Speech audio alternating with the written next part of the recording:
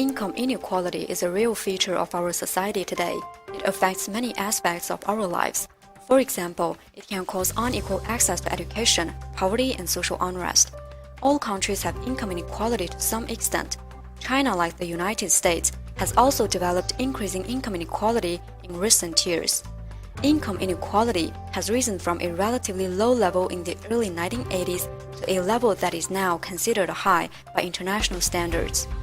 As an indicator of unequal distribution of household or individual income, income inequality is measured by the Gini index, also known as the Gini coefficient.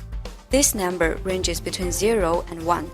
A Gini coefficient of 0 indicates perfect equality, which means everyone earns the same income, and a coefficient of 1 indicates perfect inequality, which means one person holds all the income and everyone else has 0. A Gini coefficient of 40% set by United Nations is considered a threshold for potential social unrest. In the early 1980s, China's Gini coefficient stayed at a low level between 27 and 35%. After the year 2000, the Gini rose from 45% to 49% in 2008.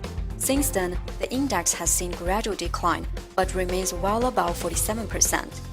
The concern of income inequality in China is not only about the gap between rich and poor, but a growing divide among regions as well as urban and rural areas, among which regional income inequality has increased considerably over the past decades.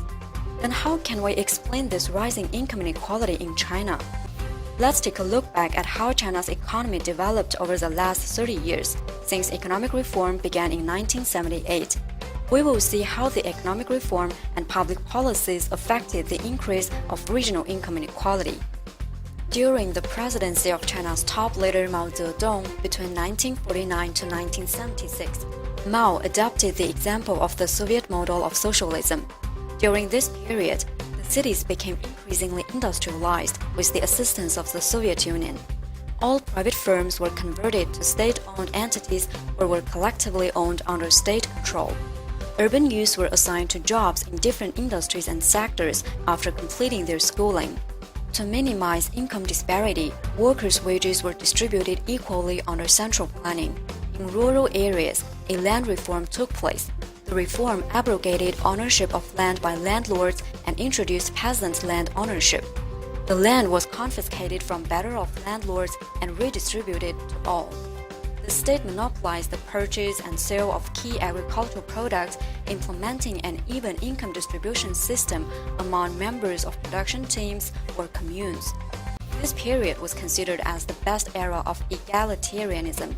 However, two campaigns including the Great Leap Forward and Cultural Revolution led by Mao resulted in economic regression and income inequality across the country.